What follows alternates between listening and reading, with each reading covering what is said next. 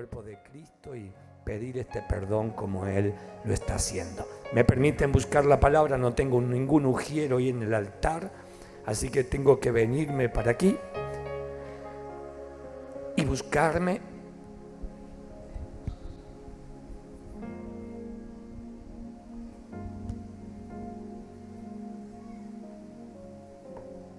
Oramos al Señor.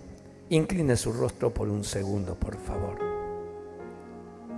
En el nombre de Jesús. Padre, te damos muchas gracias, porque en esta hora podemos una vez más acercarnos a tu palabra. Espíritu Santo, tú que siempre tienes algo para revelarle al corazón de tu pueblo, yo te ruego que en esta hora tú traigas esa luz, esa revelación espiritual, esa comprensión espiritual de tu palabra y de tu obra. En el nombre precioso de Jesús. Amén y amén. Gloria a Dios. La palabra en esta noche tiene un título muy particular y es la metáfora de la cruz. La metáfora de la cruz. Si una metáfora es un pensamiento que uno utiliza para decir una cosa a través de otra cosa. Un ejemplo de eso podría ser: las perlas de tu boca brillan con luz propia. En vez de decir los dientes de tu boca, está utilizando el poeta: las perlas de tu boca brillan con luz propia. Eso es una metáfora, querer decir una cosa utilizando otra para dar a conocer una expresión. Dios, a través de toda su palabra, habla muchas metáforas, habla muchas cosas de manera simple y sencilla para que nosotros podamos comprender. Y una de las cosas que Dios más necesita que comprendamos es la cruz. La iglesia de Jesucristo necesita conocer a la cruz de Jesús.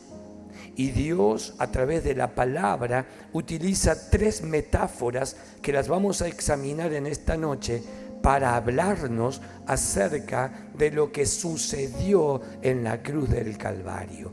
Y aún así, analizando estas escrituras, analizando estas palabras, difícilmente terminemos de comprender la profundidad del mensaje de la cruz. Es necesario que le pidamos siempre a Dios mucho discernimiento espiritual. Anoche en la escuela de preparación del liderazgo ministraba acerca de este don que da el Espíritu Santo a la iglesia, el don de discernir la palabra, de conocer las profundidades de los misterios de Dios, de poder conocer los misterios y los pensamientos del corazón del hombre y también de poder conocer la dimensión del mundo espiritual donde el enemigo opera y cómo opera. Yo le ruego a Dios que usted también pueda pedirle al Espíritu Santo ese don, que el Espíritu Santo lo ayude a madurar, para que en su madurez espiritual usted pueda comprender, como dicen en todas las cartas los apóstoles, comprender con todos los santos, dice él, la altura, la profundidad, la anchura y el largo del amor de Dios. Es necesario entender dónde está fundamentada nuestra fe. No es suficientemente correcto decir que Jesús murió, porque todos los hombres mueren. No es suficientemente correcto decir que Jesús murió como un hombre noble, porque todos los mártires, a partir de Esteban, los que murieron por la causa de Cristo, fueron hombres nobles. Hay algo en la muerte de Jesús que está por encima de cualquier muerte, de cualquier hombre, de cualquier mujer, en cualquier periodo de la historia, por más sacrificial que haya sido, aún como conocemos de esta mujer Juana de Arcor, que murió quemada en una hoguera prendida a fuego. Entonces necesitamos conocer que la muerte de Jesús fue diferente, fue totalmente impensada, inimaginable para nosotros. No podemos discernir, si no es por medio del Espíritu Santo, cuál fue el grado de dolor, cuál fue el sufrimiento, el padecimiento, la agonía, la desesperación que Jesús experimentó en lo que vamos a recordar en el día viernes, la crucifixión de Jesús. Pero podemos hacer memoria. Por eso Pablo dice que nosotros estamos llamados como cuerpo de Cristo. Jesús dijo: todas las veces que comieren este pan, hagan memoria de mí. Y la iglesia no puede dejar de tener memoria de la cruz del Calvario, porque es la cruz la que divide la historia. Es antes y después de la muerte de Cristo. Es su muerte y su resurrección la que cambió la historia del hombre y el destino espiritual de nuestras vidas. Las transgresiones de la gente las llevó sobre su vida en la cruz. Sufrió el castigo divino por nuestros pecados. El Padre lo castigó. Así como nosotros muchas veces castigamos a nuestros hijos, los disciplinamos y muchas veces hasta le azotamos, así el Padre tuvo que azotar a su Hijo por causa del pecado del hombre. Jesús en la cruz experimentó el abandono de Dios. Y Jesús, dice el profeta Isaías, que fue molido, triturado, pulverizado por causa de la ira de Dios. Toda la ira de Dios se desató en la cruz del Calvario. Toda esa ira retenida en el corazón del Padre, que tenía que venir directamente a nuestras vidas, la de toda la humanidad, desde el primero al último hombre, toda esa ira el Padre la desató sobre la persona de Jesús en la cruz del Calvario. Isaías capítulo 53 versículo 5 dice: mas Él herido fue por nuestras rebeliones, molido por nuestros pecados. El castigo de nuestra paz fue sobre Él, y por su llaga fuimos nosotros curados. Qué difícil que es entender. Pero en aquellos días, para moler el trigo, no se utilizaban los rolos que hoy tienen los molinos sofisticadamente. Cuando uno va a los molinos ve esos grandes rolos de acero que entra el grano y lo muelen, sino que utilizaban unas piedras tremendamente enormes, y allí con esas piedras iban moliendo los granos y lo volvían a tamizar y lo volvían a pasar cada vez más cantidad de peso para que el trigo quedase hecho polvo. Y hoy encontramos que los molinos llevan tanta la refinería de esa semilla que la trituran a un nivel de 4 ceros. Es decir, es imposible que ese grano se pudiese volver a unir de la manera en que está siendo molido.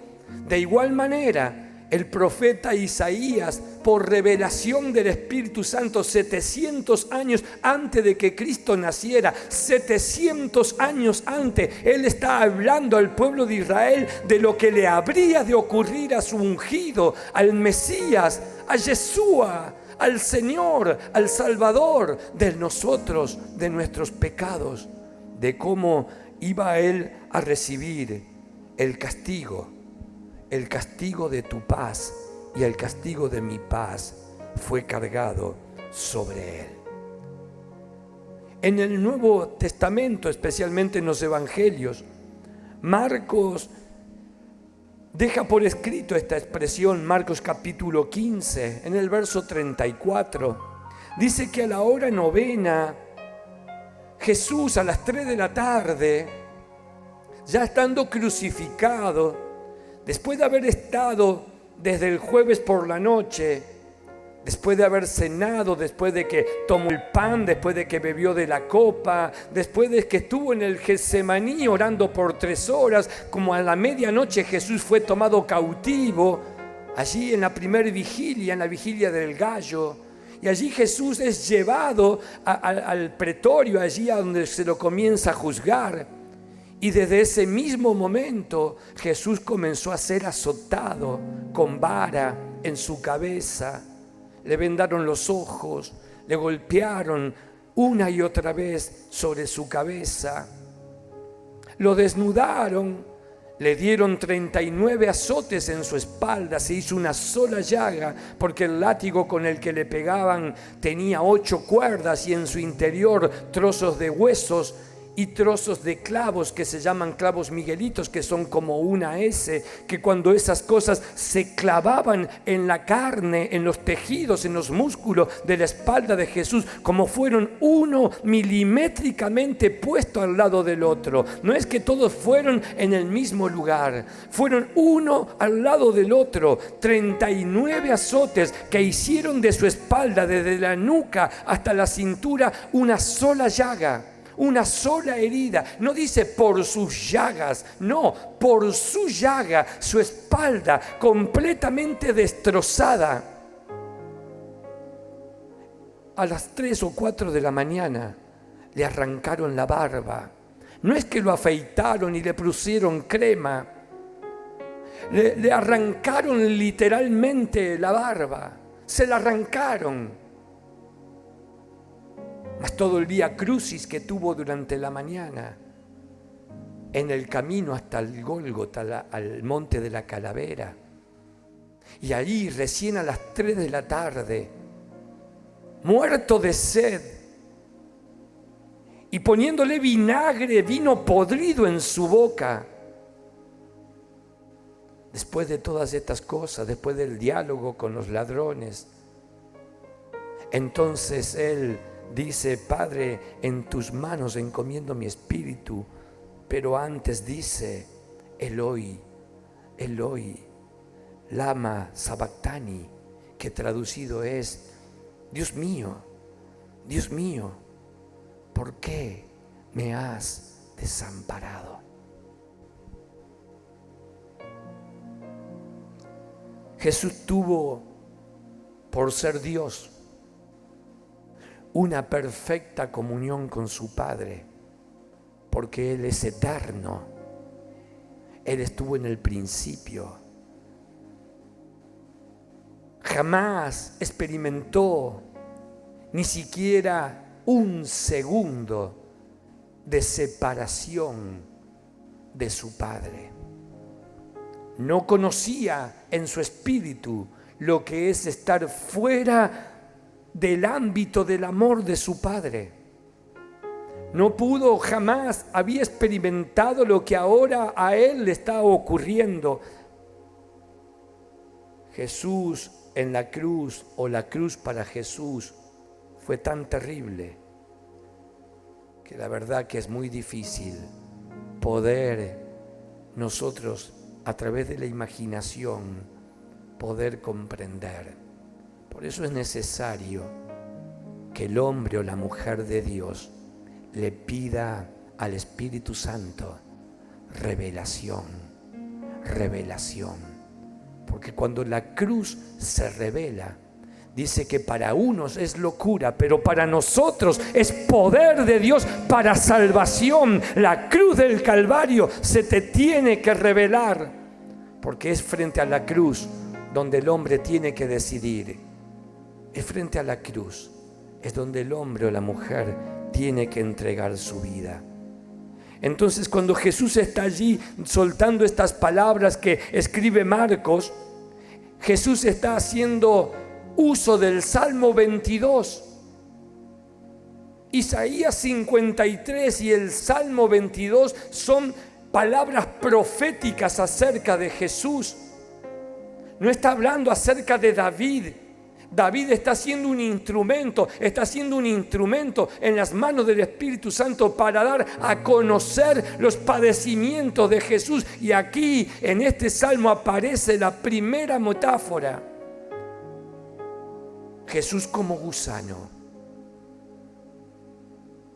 Dice el versículo 1 y 2: Dios mío, ¿por qué me has desamparado?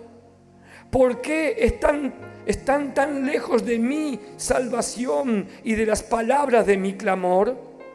Dios mío, clamo de día y no respondes, y de noche y no hay para mí reposo. Hay un clamor en el corazón de Jesús. Hay un clamor en el Espíritu de Jesús.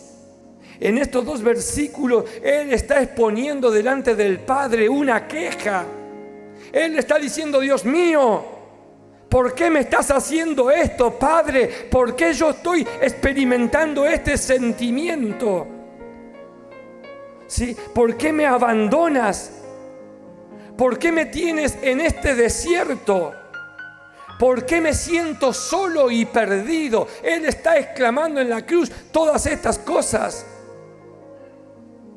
Y Dios se encargó de que estuviese escrito en los dos idiomas, en el hebreo a través del Salmo y en el griego a través de la vida de Marcos y de los otros apóstoles. ¿Por qué?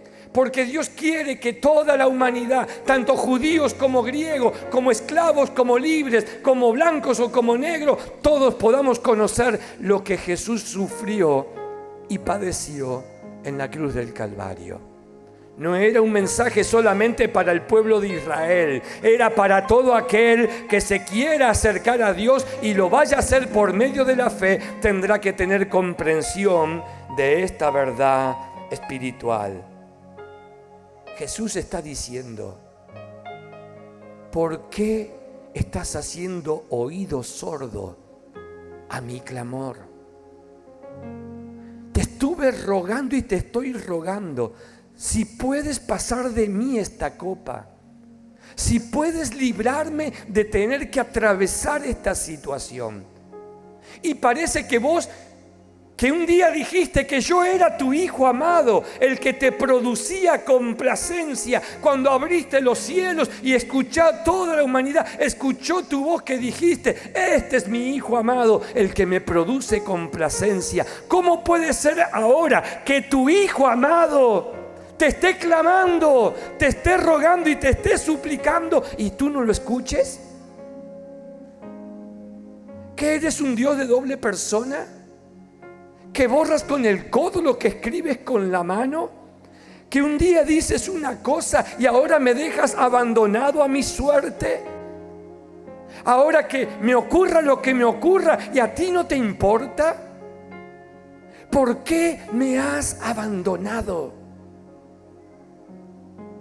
La mente de Jesús, hombre, no puede comprender lo que es estar ahora separado de la voz de su Padre, de la presencia de su Padre. Y muchas veces Él tuvo siempre comunión con su Padre. Siendo hombre, todo el tiempo tenía comunión continua con su Padre. Al tal punto que Él decía: todo lo que veo a mi Padre hacer, eso hago. Todo lo que mi Padre dice, eso digo. Todo lo que mi Padre piensa, eso pienso yo. Y ahora se encuentra en una situación extrema de abandono, extrema de vacío. Ahora te volviste sordo. Ahora yo grito y no me escuchas. En la cruz, el desamparo no fue ni poético, no fue tampoco una metáfora. Jesús en la cruz quedó completamente solo. real, no en poesía, no en frases escritas anteriormente, no como lo dicen los salmistas o el profeta Isaías, sino que literalmente Él quedó completamente solo, como jamás en toda la eternidad Él había estado. Por eso es el grito desgarrador: Padre, Padre, ¿por qué me has desamparado? ¿Por qué sacaste tu cobertura de sobre mí? ¿Por qué hoy no me estás oyendo y escuchando? Y entonces en el Salmo 22, versículo 4 y 5, dice: en ti esperaron nuestros padres. Está hablando de Abraham, de Isaac, de Jacob. Está hablando de José. Está hablando de los patriarcas. Jesús está diciéndole al Padre: en ti esperaron ellos y tú los libraste. Clamaron a ti y fueron librados. Confiaron en ti y no fueron avergonzados. Pero todos ellos tenían pecados. Todos ellos estaban con sus iniquidades. Y a pesar de que tenían pecado y que una y otra vez ofendían tu nombre y lastimaban tu santidad y se separaban de ti voluntariamente, pero cuando ellos te clamaron, tú les respondiste. No dejaste a ninguno sin darle respuesta. Porque está escrito: no he visto justo desamparado ni aun uno, ni su descendencia que mendigue pan. Y Jesús le está diciendo: Padre, ¿cómo puede ser que lo hiciste por un hombre pecador? ¿Cómo puede ser? No me entra en mi espíritu, no me entra en mi corazón. ¿Cómo tú a ellos los libraste y yo no encuentro en ti respuesta? ¿No hay para mí respuesta?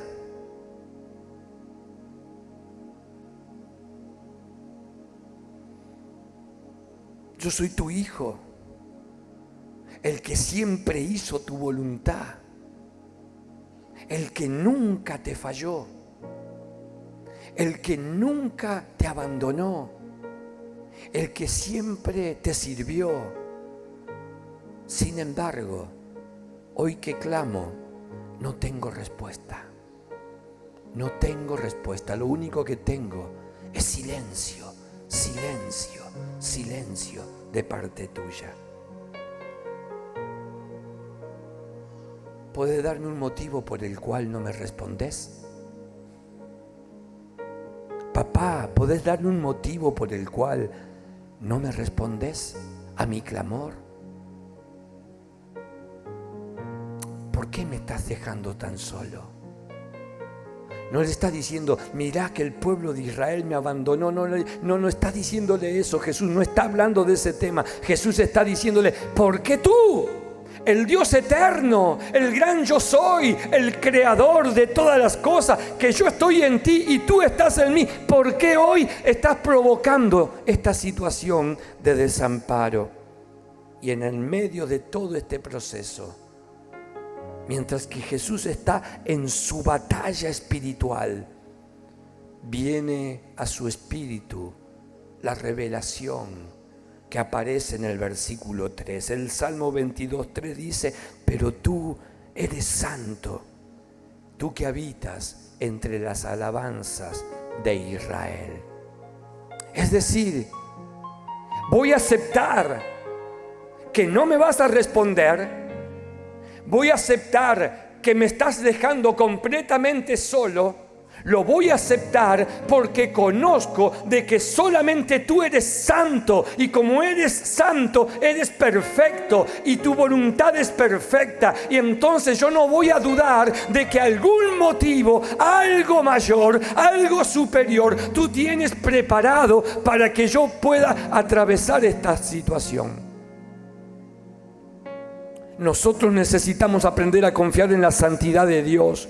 Porque cualquiera sea la prueba que estés pasando, cualquiera sea el momento, por más difícil que sea, por más dura que sea la prueba, no sé si me estás oyendo, que aunque la higuera no te florezca, ni haya vides en los campos, aunque te falte el producto del olivo y los labrados no den mantenimiento, tú tienes que saber que aunque en este tiempo Dios no esté respondiendo, hay algo mucho mayor que Dios va a traer, hay algo mucho más grande que Dios va a dar. No sé si me estás entendiendo, pero tú tienes que declarar: habrá cosas que Dios tiene reservada en su perfecta voluntad, y aunque hayas clamado una y otra vez y parecería como que Dios no te está respondiendo, tú tienes que declarar: pero tú sigues siendo Dios, tú sigues siendo santo, tú sigues siendo el mismo de ayer, de hoy y de siempre, y algo grande y nuevo tú vas a traer para nuestra vida. Alguien que lo crea, vamos, declárelo. Si lo pasó Jesús,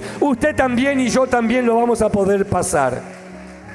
Si Él lo experimentó, o usted no experimenta tiempos de silencio de parte de Dios. Hola, yo bendigo esas manos valientes. Hay tiempos de silencio de Dios y uno se vuelve loco. Y uno camina por los techos y uno espera y espera. ¿Y hasta cuándo, Señor? Y Pablo también clamó: y líbrame de este aguijón, líbrame de este aguijón, líbrame. Y dice: y he clamado 3 veces y Dios no me respondió. Y me dijo: bástate mi gracia, mi poder se perfecciona en tu debilidad. Amén. Tenemos que aprender a esperar en la gracia de Dios. Las pruebas son cada vez más duras, las pruebas son difíciles, pero tenemos que confiar. Dios sigue siendo santo, Dios sigue siendo santo, Dios es 3 veces santo, en Él no hay ninguna mala intención. Dios no te va a hacer daño, Dios no nos va a hacer daño, Dios nos va a bendecir. Dios al final, diga al final del proceso, no los escucho, al final del proceso, todas las cosas se tornarán para bien, aunque en el presente parece que todo está al revés. ¿O no? Amén. Amén. Los seguidores de Jesús tenemos que creer en la santidad de Dios. Los seguidores de Jesús tenemos que confiar por medio de la fe que Dios tiene cosas mayores, cosas más grandes. ¿Me están oyendo? Cosas que nuestro corazón no puede ni siquiera imaginar, cosas que no han subido en el corazón del hombre, cosas que tú no puedes pensar, cosas que están reservadas en la potestad de Dios, pero que Dios las va a revelar y que Dios las va a traer y Dios las va a hacer para los que en Él confiamos. Y entonces después Jesús encuentra una respuesta, y la respuesta es esta: que Dios ya no lo veía como hombre, sino que ahora era un gusano colgando de un madero. Y ahí en el versículo 22, en el versículo 6 del capítulo 22 dice: mas yo soy gusano y no hombre, oprobio de los hombres y despreciado del pueblo.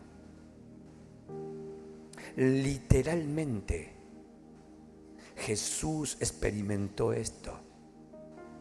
El pecado de todos los hombres fueron puestos sobre Él. Se convirtió espiritualmente en un gusano repugnante. Porque eso es lo que el pecado produce en nuestra vida: hinchazón y podrida llaga. Y donde hay pudrición, lo primero que sale son los gusanos.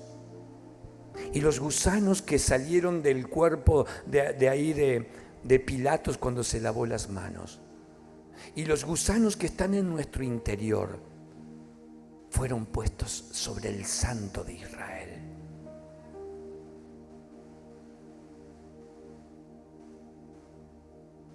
Y Él se ve espiritualmente y entiende y dice: Padre, ahora entiendo, me he vuelto un gusano, he dejado de ser un hombre, ahora entiendo que soy el oprobio y la vergüenza de todos. Ahora entiendo, Señor, por qué tú no me estabas pudiendo responder, porque ahora tú lo que ves en mí es maldición, es iniquidad, es muerte, es pecado, es carne, es inmundicia. Y el Padre no lo podía ver como hijo. Hay muchos velos que cubren la muerte de Jesús en la cruz. Por eso el Padre puso tinieblas sobre la faz de la tierra. En esas 3 horas, desde el momento en que Jesús expiró y soltó su espíritu, la tierra se cubrió de tinieblas. Y de manera metafórica se dice como que el Padre se dio vuelta porque no podía ver la muerte de su Hijo, como que le dio la espalda porque Dios es luz, pero como que Dios quitó su presencia de todo el universo. No es que el sol se oscureció por un eclipse, no, hubo tinieblas sobre la faz de la tierra, y para que haya tiniebla tiene que haber ausencia de luz. Dios tuvo que separarse por un segundo porque no podía ver lo que se había convertido su Hijo amado. A veces cuando nosotros vemos a nuestros hijos y nos decimos: ¿en qué te has convertido? No te conozco. O le decimos a una persona: está tan cambiado, has sufrido una metamorfosis. ¿Sabe lo que es metamorfosis? Es un cambio de sustancia, de pasar de gusano a mariposa. En este caso es el proceso inverso de pasar de la santidad al maldito de todos los hombres, al más maldecido de toda la tierra. Despreciable, irreconocible. La segunda metáfora es que a Jesús se lo compara con una serpiente. Dice en Números capítulo 21, versículo 4, dice: después partieron del monte de Or, camino del Mar Rojo, para rodear la tierra de Edom, y se desanimó el pueblo por el camino. Y habló el pueblo contra Dios y contra Moisés: ¿por qué nos hiciste subir de Egipto para que muramos en este desierto? Pues no hay pan ni agua, y nuestra alma tiene fastidio de este pan tan liviano. Se quejaban del maná. Y Jehová envió entre el pueblo serpientes ardientes que mordían al pueblo, y murió mucho pueblo en Israel. Entonces el pueblo vino a Moisés y dijo: hemos pecado por haber hablado contra Jehová y contra ti. Ruega a Jehová que quite de nosotros esta serpiente. Y Moisés oró por el pueblo. Oró y le pidió a Dios revelación de qué hacer. Siempre el pecado tiene que ver con veneno. Nuestro pecado se compara con la figura del veneno que sale de la serpiente. Satanás sembró mucho veneno en el corazón del pueblo de Israel. Y todo ese veneno que el pueblo tenía lo soltó contra el ungido del Señor, Moisés. Y Dios, en su justicia, suelta estas serpientes ardientes que comenzaron a inyectar veneno letal y mortal, y dice: y mucho pueblo murió. Y recién ahí toman conciencia espiritual del pecado que estaban cometiendo. Y entonces tienen que ir una vez más a pedirle ayuda a su líder Moisés para que interceda delante de Dios. Y Dios habla a Moisés, y entonces ahí le dice en el versículo 8: y Jehová dijo a Moisés: hazte una serpiente ardiente y ponla sobre un asta, y cualquiera que fuere mordido y mirare a ella vivirá. Y Moisés hizo una serpiente de bronce y la puso sobre un asta, y cuando alguna serpiente mordía a alguno, miraba a la serpiente de bronce y vivía. ¡Qué locura! Ahora Jesús, representado por una serpiente en la cruz, no es que Jesús era una serpiente. Los israelitas morían por causa del veneno. El hombre muere por causa del propio pecado. Nuestro pecado es la causa de nuestra propia muerte. Nosotros estamos condenados por nuestro pecado. Pablo le dice a los romanos: por cuanto todos pecamos, estamos todos destituidos de la gloria de Dios. Es decir, el veneno de la serpiente representa nuestro pecado. Y usted sabe que los sueros antiofídicos, así se dice, ¿no? ¿De dónde se sacan? Del mismo veneno de la serpiente, del mismo veneno del alacrán, para poder elaborar la medicina. Y aquí lo que está diciéndole Dios al pueblo de Israel, que un día en una cruz, en un madero, se iba a levantar alguien que iba a llevar el pecado, el veneno de todo el pueblo. Jesús aceptó cargar con el veneno de todos nosotros. Y el que a Él mira, Él quita el veneno, porque Él tiene el poder para obrar contra el pecado que opera en nuestras vidas. La serpiente de bronce es figura de Jesús. Él vino en semejanza de hombre, pero sin pecado, pero decidió, aceptó ser mordido por la serpiente, ser picado por la serpiente, ser molido por nuestros pecados. Aceptó el veneno de nuestras maldiciones sobre Él, para que todo aquel que en Él cree, dice Juan, para que todo aquel que lo mire a Él pueda vivir. Cuando uno reconoce que tiene veneno en su corazón. Pablo dijo: de los pecadores yo soy el primero. Y la Escritura dice que si decimos que no tenemos pecado, lo hacemos a Dios mentiroso, por cuanto todos pecamos. Entonces es muy importante que usted reconozca su pecado. Dice Isaías 45:22: mirad a mí y sed salvos todos los términos de la tierra, porque yo soy Dios y no hay más. Por eso es necesario que en este tiempo no dejemos de hablar de la cruz. Las personas necesitan ser sanadas, las personas necesitan ser libradas del infierno, del pecado. Y solamente los que miren a la cruz, ¿me está oyendo? Solamente los que sean guiados a la cruz del Calvario serán sanos, serán libres, serán bendecidos. Cuando tú necesites perdón de pecado, mira la cruz. Porque en la cruz Jesús cargó todo nuestro pecado. Y la tercera metáfora es la de un cordero. Jesús estaba profetizado que iba a ser el Cordero de Dios. Pero en el antiguo pacto, según el orden levítico, el sacerdote tenía que sacrificar 2 corderos. Uno para ser degollado en el altar y entrar con la sangre al lugar santísimo y con el dedo pulgar rociar 7 veces todo el tabernáculo de Dios.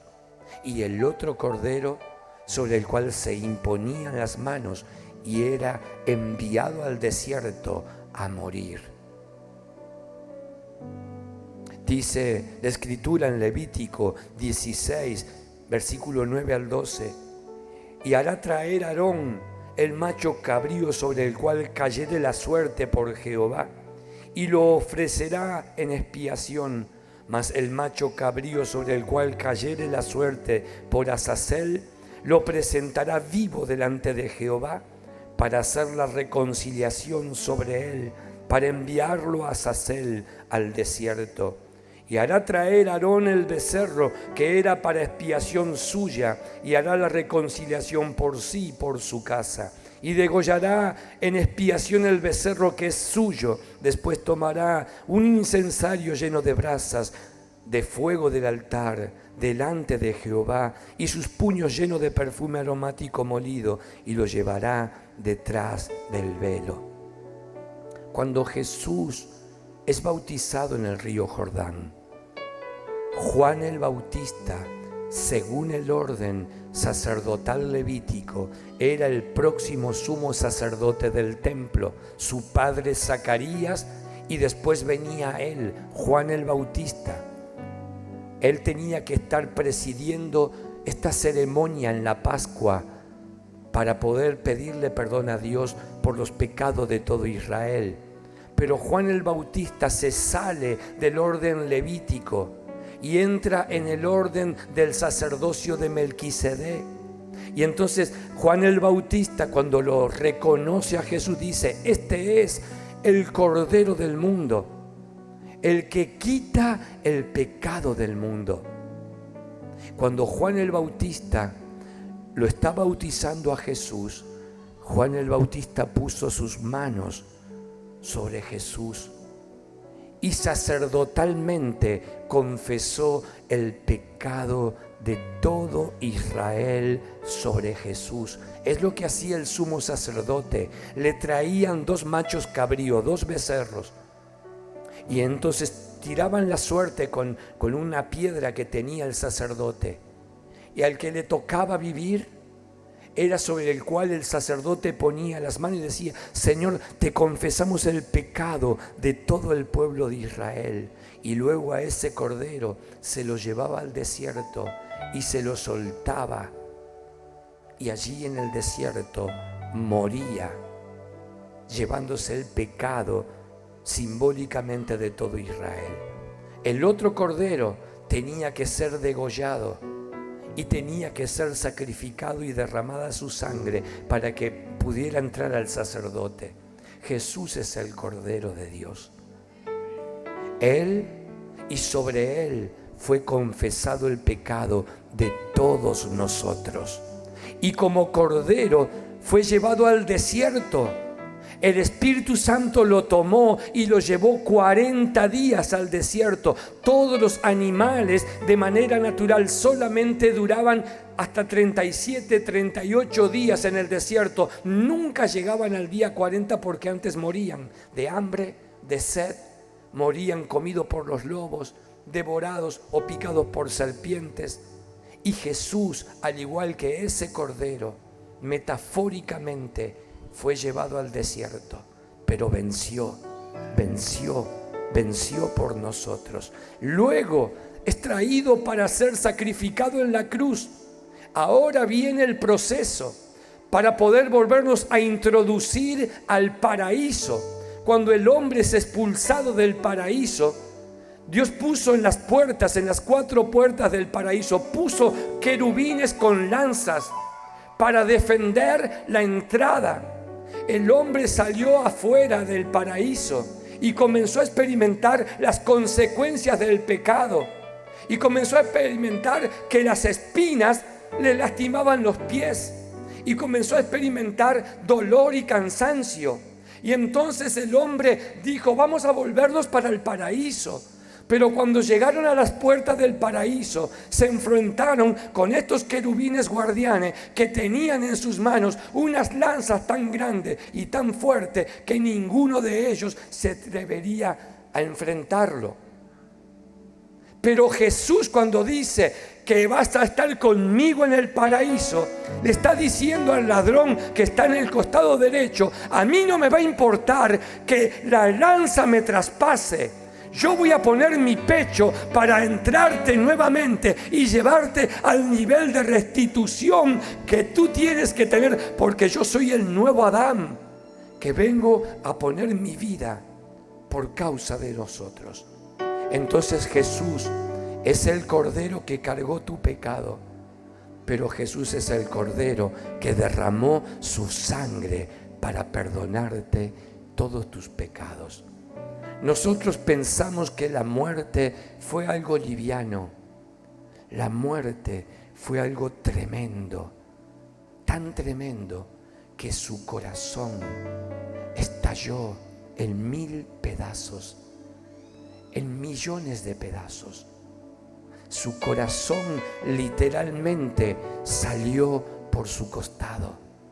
No fue solamente la sangre, fue toda la carne, fue molida, fue triturada, fue desmenuzada, fue procesado.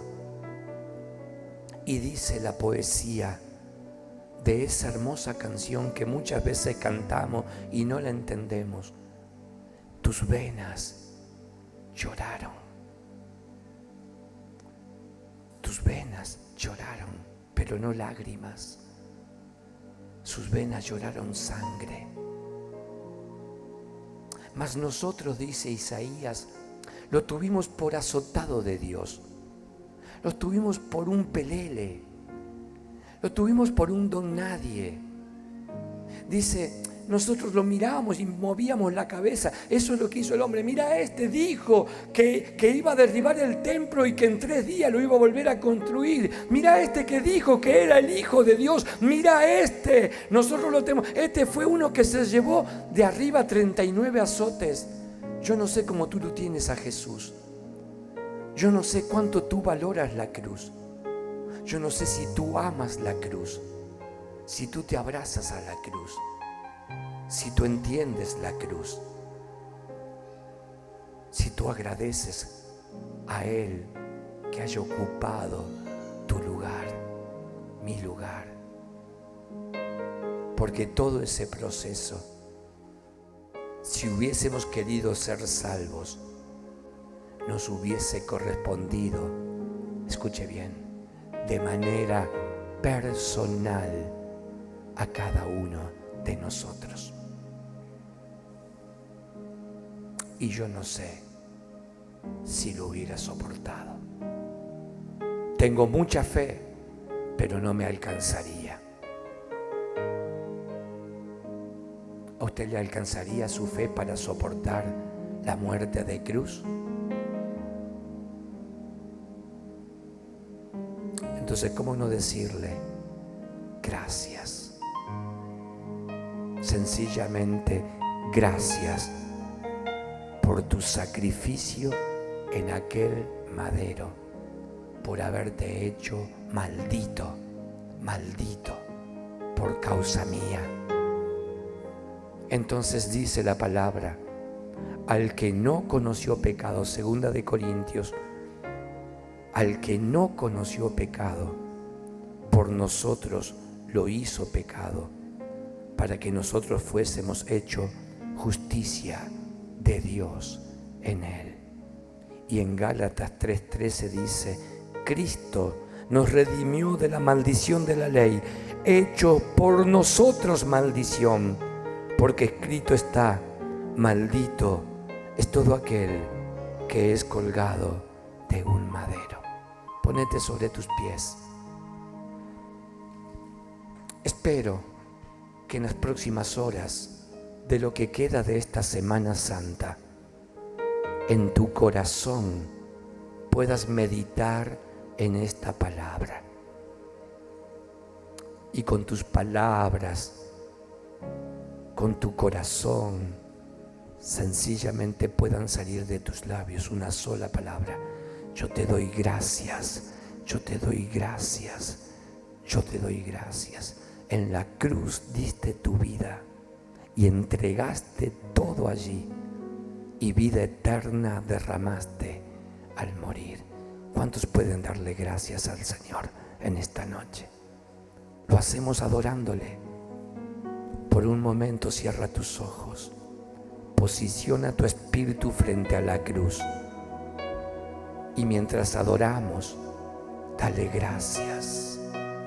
Gracias, Señor, gracias. Permitan que la adoración salga en la transmisión.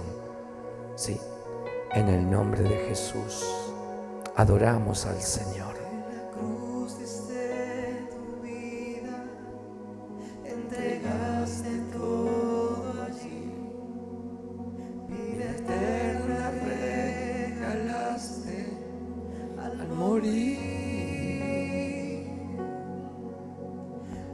Sangre tengo entrada ante el trono celestial. Sea agradecido confiadamente ante ti para darte las gracias.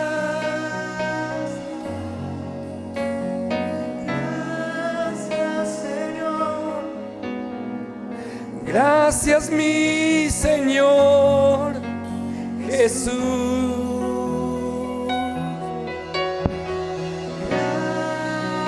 Gracias. Muchas gracias, Señor. Gracias mi Señor Jesús.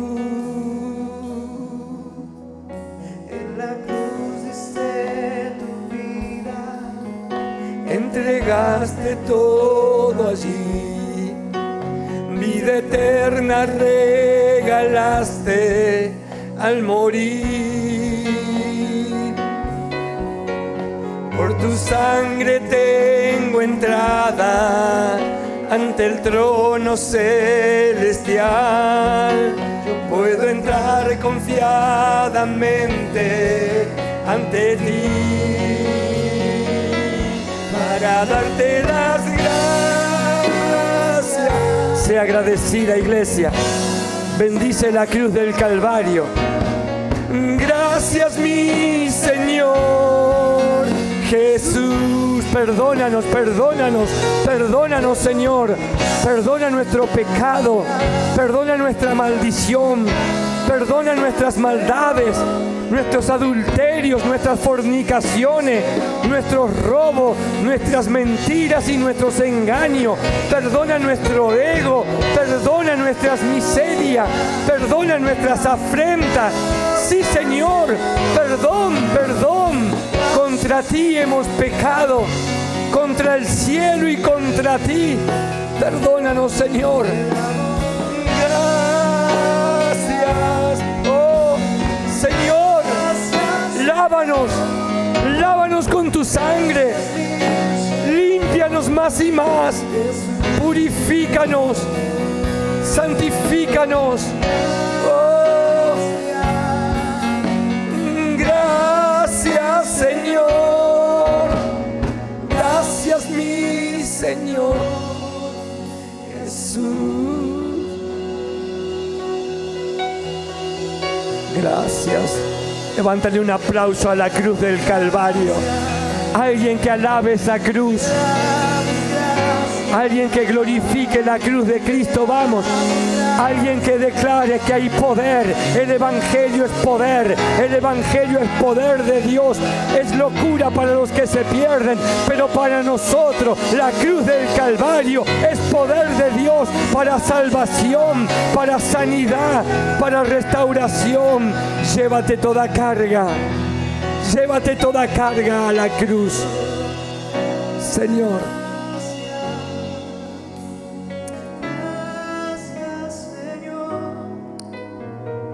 Gracias, mi Señor. Dobla tus rodillas frente a la cruz del Calvario. Dóblalas por un segundo y dile: frente a tu cruz me humillo. Frente a tu cruz doblego mi corazón. Frente a tu cruz confieso mi pecado. Frente a tu cruz me rindo una vez más. Sí, Señor, hoy comprendo, hoy entiendo, hoy valoro tu muerte en la cruz del Calvario. Perdóname, perdóname.